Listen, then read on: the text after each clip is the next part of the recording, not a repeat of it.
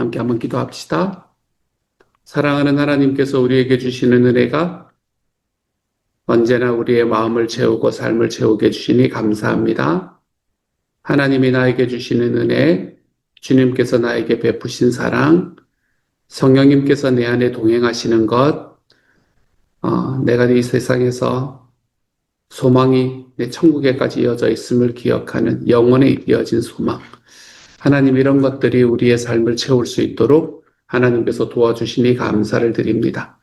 주님께서 우리가 이렇게 주님과 함께 살아가는 삶의 모든 과정 속에 하나님 주님과 한 몸을 이룬 것처럼 우리 형제 자매들과도 한 몸을 이루며 살아가는 주님의 사람들이 되도록 하나님께서 도와주옵소서. 그래서 하나님의 교회, 하나님께서 그 하나됨을 끝까지 지키시는 역사가 하나님 우리들 안에서 넘쳐나도록 하나님 함께하여 주옵소서. 모든 말씀 우리 주님 예수님 이름으로 기도드립니다. 아멘. 하나님이 우리에게 주시는 말씀 함께 읽습니다. 고린도전서 12장 12절부터 20절까지의 말씀입니다. 고린도전서 12장 12절부터 20절까지의 말씀입니다. 우리 같은 목소리를 함께 읽도록 합니다. 시작. 몸은 하나인데 많은 지체가 있고 몸의 지체가 많으나 한 몸임과 같이 그리스도도 그러하니라.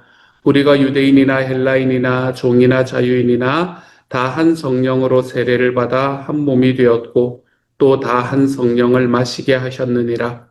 몸은 한 지체뿐만 아니요 여럿이니 만일 발이 이르되 나는 손이 아니니 몸에 붙지 아니하였다 할지라도 이로써 몸에 붙지 아니한 것이 아니요 또 귀가 이르되 나는 눈이 아니니 몸에 붙지 아니하였다 할지라도 이로써 몸에 붙지 아니한 것이 아니니 만일 온몸이 눈이면 듣는 곳은 어디며 온몸이 듣는 곳이면 냄새 맡는 곳은 어디냐.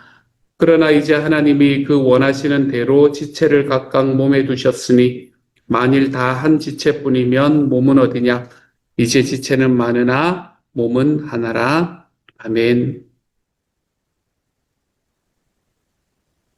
오늘의 말씀에서 어제의 말씀까지 해서 다양한 성령 연사가 어떤 것들인가라는 것을 쭉 보여주었던 사도 바울은 이제는 그 은사를 어떻게 사용해야 하는가라는 것에 대한 논의를 하기 시작을 합니다. 그러면서 오늘 첫 번째 12절의 말씀에서 이 몸의 비유를 우리에게 해주고 있습니다.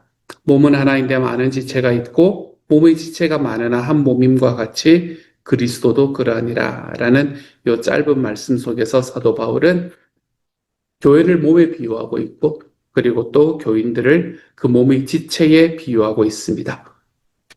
몸이 여러 가지의 세포나 여러 가지의 장기로 이루어진 것처럼 교회 또한 다양한 사람들이 함께 모여서 교회를 이루어가고 있다라는 것을 이야기하고 있는 거죠. 교회가 몸이라고 할 때, 교인들이 그 몸인 교회의 지체라고 할 때, 이 교인들의 중요성, 우리 성도들의 중요성이 극대화되는 것을 우리는 알 수 있습니다. 그냥 모임의 회원, 뭐 이 정도라면 여러분 한 사람이 빠져도 한 사람이 힘들어도 조직 자체에 큰 문제는 없잖아요. 그렇죠? 그리고 뭐 동호회의 일원 뭐 이 정도 된다면 그게 조직 자체에는 큰 문제가 없겠지만 이 몸의 지체라면 하나라도 문제가 생기면 전체에 타격이 생기기 때문에 그래요. 이게 몸의 지체라는 말은 그런 이야기입니다.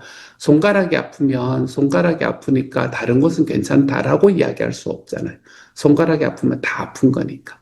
그런 게 지체라는 이야기가 의미하는 바가 되는 거죠. 그러므로 동료 성도들을 몸의 지체로 여겨라 라고 이야기하는 것은 그만큼 서로를 더 중요하게 여겨야 된다. 이것을 말하고 있는 본문이 되는 겁니다.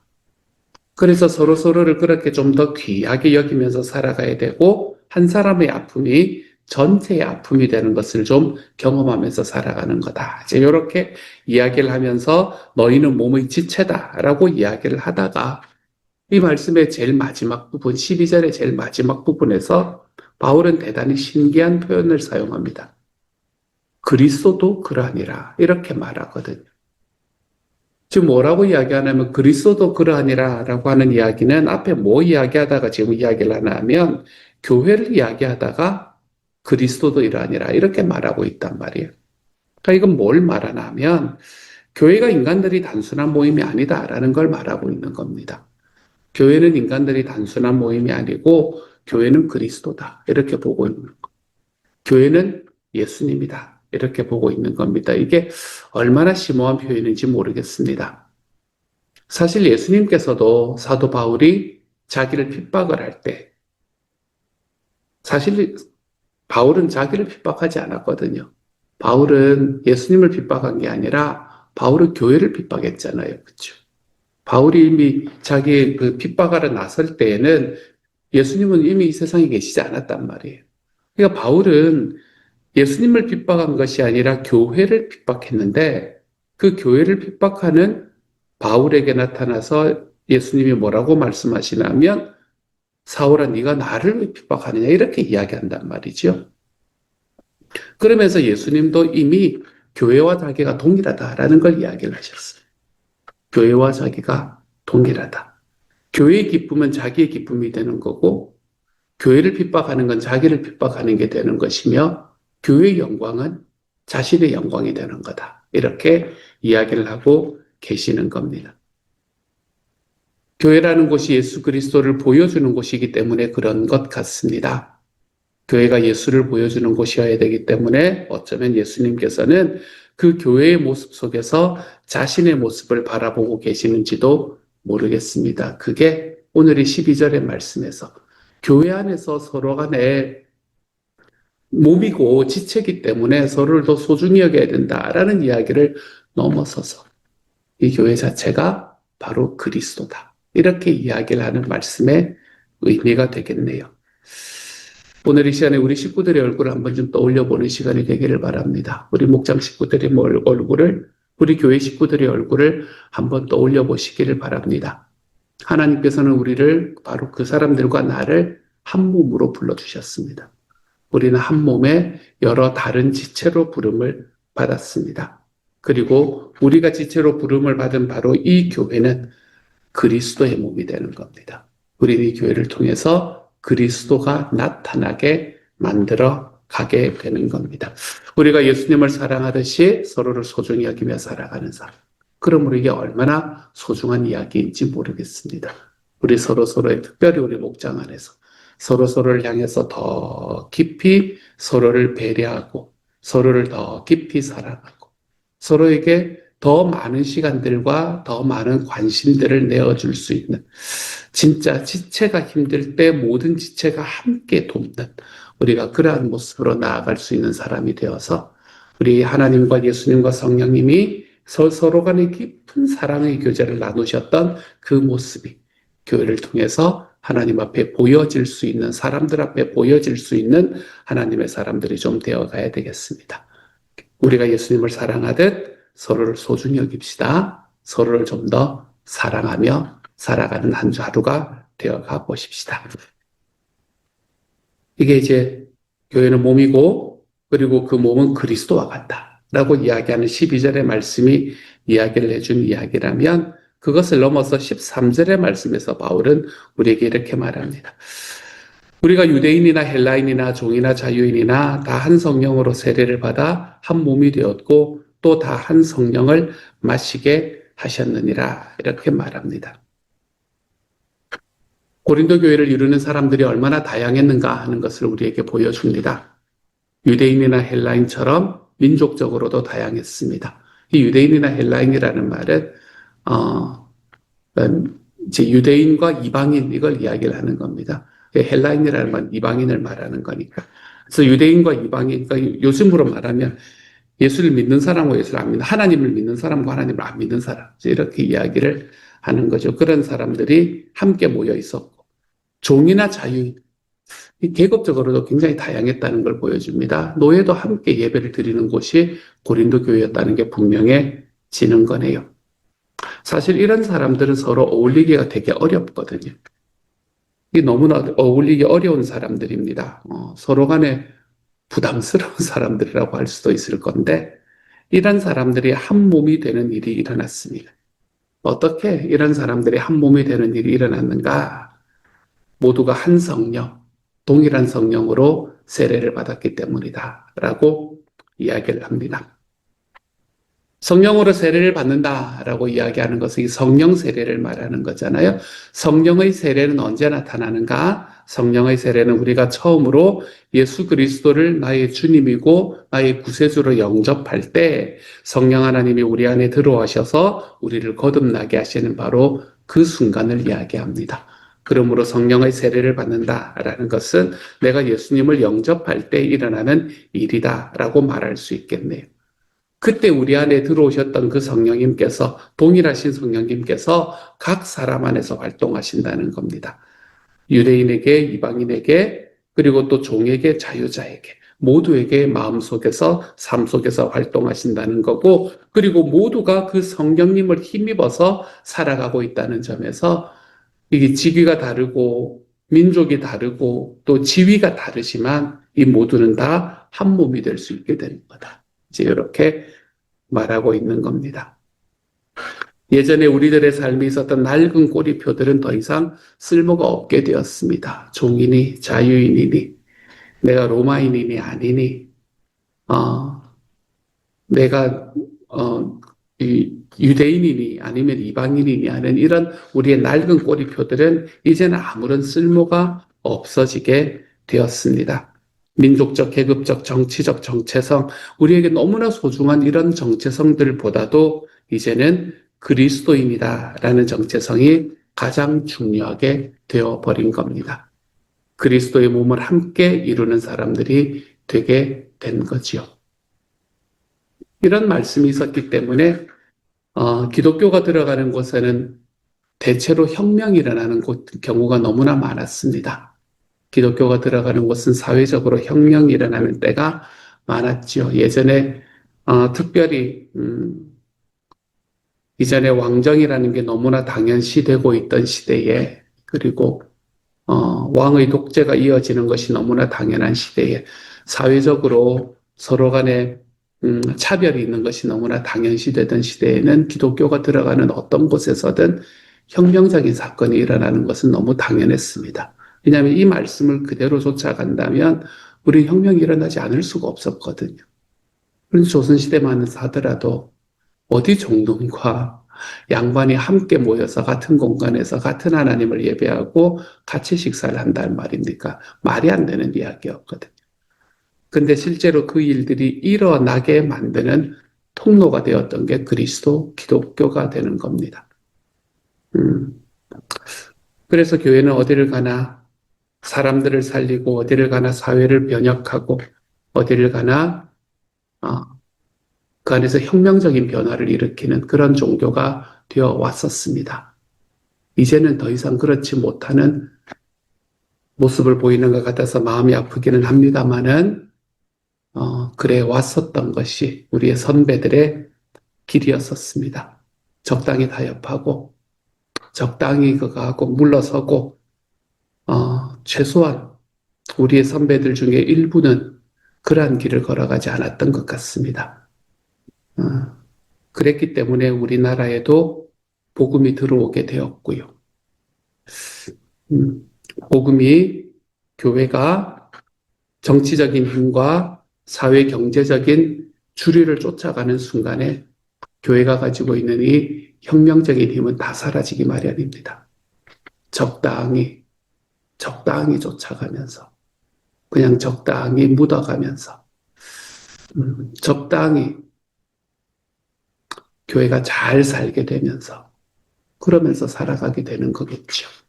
하지만 교회가 가는 곳은 혁명적인 변화가 일어나는 곳이었습니다. 우리는 우리의 삶 속에서 이런 교회의 올바른 모습들을 좀 바르게 마음에 가지고 살아갈 수 있는 사람이 되었으면 좋겠습니다. 요즘에도 교회 내에서 또는 교회 바깥에서 교회와 교회 사이에서 이런저런 이유로 나뉘게 되는 것은 정말 마음이 아픈 이야기입니다.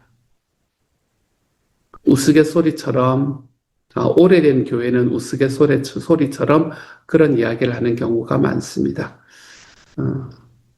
우리는 이 지역에 교회들의 목판이 되었습니다. 이렇게 말하는 교회예요. 교회들의 목판이 되었습니다. 그래서 우리 교회를 통해서 네 교회가 생겼습니다. 6교회가 생겼습니다. 이렇게 말합니다. 그 안에서 더 부흥해서 교회들이 이렇게 서로서로 자기 지역에서 좀 이렇게 나뉘어져서 그렇게 분가를 하는 형태였으면 얼마나 좋겠습니까? 많은 그런 게 아니고 교회 안에서 문제가 있으면 이렇게 자르고 저렇게 자르고 그러면서 나뉘어집니다. 그렇게 나뉘어지는 게 참 마음 아픈 일입니다. 교회 안에서도 마찬가지입니다. 이러한 의견으로 저러한 의견으로 이리저리 나뉘는 것은 참 가슴 아픈 일입니다. 교회 안에서 모든 차이점들이 사라지는 것은 불가능합니다. 하지만 그런 차이점 때문에 서로를 외면하고 서로를 무시하고 심지어는 서로 다툰다. 이러한 모습은 우리를 하나 되게 하신 성령 하나님을 슬프게 하는 일이 된다는 건 너무 분명합니다. 그러므로 여러분 차이가 있다는 건 당연하다. 이거 좀 인정하시고 차이점을 넘어서 서로를 좀 아끼고 존중하며 살아갈 수 있기를 바랍니다. 성령 하나님께서는 우리를 하나 되게 하셨습니다. 우리는 그걸 힘써 지켜야 되겠습니다. 서로를 깊이 사랑하는 하나님의 공동체. 여러분, 이 모습만 만들어도 우리가 살아가는 이 사회 속에 혁명적인 변화를 가져올 수 있게 될 겁니다. 서로를 깊이 사랑하는 하나님의 공동체. 이것만 이루어내도 말입니다. 그러니 우리가 성령께서 우리를 하나 되게 하신 그리스도 안에서 하나 되게 하신 그 일을 힘써 지키며 걸어갈 수 있는 하나님의 사람들이 되어 갔으면 좋겠습니다.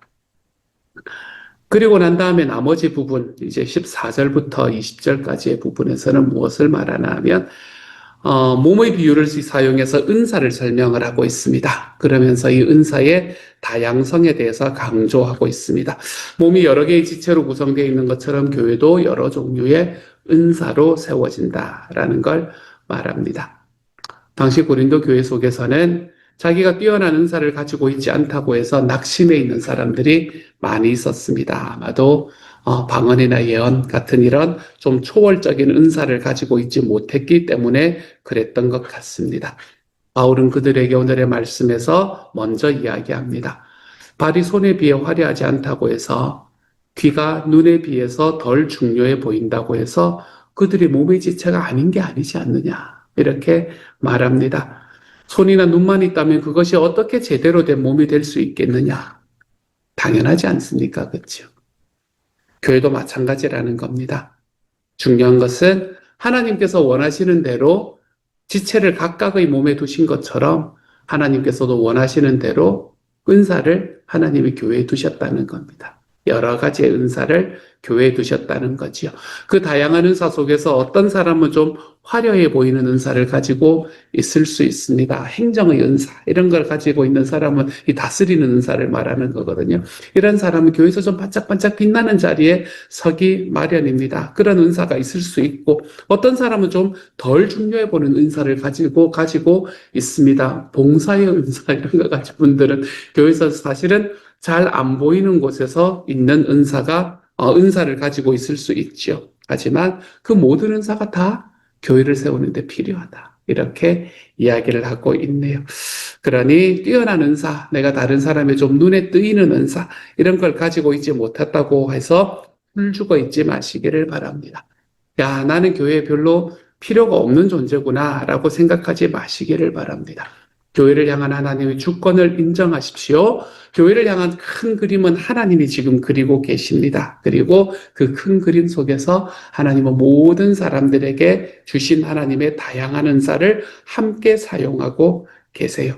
우리는 그러니까 겸손하게 하나님의 주권을 좀 인정하며 형제자매들과 함께 힘써 교회를 세워나가면 되는 겁니다. 하나님 안에서 우리의 서로가 다양한 은사를 가지고 있다는 것을 인정하고 내가 좀 반짝반짝 빛나 보이는 은사를 가지고 있다고 해서 교만하지 말 것이며 내 삶 속에 그런 게 좀 안 보인다고 해서 낙심하지 말고 우리가 주님께서 함께 주시는 그 하나님의 능력과 은혜로 하나님의 그림 속에서 함께 교회를 세워가는 일에 힘써 볼 수 있으면 좋겠습니다. 교회를 세워가는 일을 넘어서 목장을 세워가는 일에 좀 더 힘써 볼 수 있으면 좋겠습니다. 다양함 속에서 하나가 되는 하나님의 사람들. 저와 여러분이 그러한 모습으로 하나님의 교회를 힘써 아름답게, 지금보다 훨씬 더 아름답게 우리가 주님의 교회를 세워갈 수 있는 하나님의 사람이 다 되시기를 우리 주님 이름으로 축복합니다. 같이 한번 기도합시다. 사랑하는 주님, 교회가 몸이다. 그리고 그 몸은 그리스도와 같은 거다. 그리스도를 보여주는 거다. 우리가 서로 간에 다양한 것을 가지고 있는 것은 너무 당연하다. 그리고 그 다양한 은사들을 통해서 하나님께서는 교회를 세우신다. 우리가 아무리 서로 다양하고 서로 간에 가지고 있는 것이 다른 것 같지만 우리는 성령 안에서 하나 되는 몸을 가지고 있는 사람이다. 주님, 우리가 목장을 바라보면서 교회를 바라보면서 이 사실이 너무나 분명해질 수 있게 하여 주시고 그래서 하나님 우쭐하지도 말 것이며 하나님 낙심하지도 말고 하나님의 교회를 함께 세우는 하나님의 사역자들로서 우리가 주님 앞에 바르게 살아갈 수 있는 하나님의 사람이 되도록 주님께서 도와주옵소서. 모든 말씀 우리 주님 예수님 이름으로 기도드립니다. 아멘.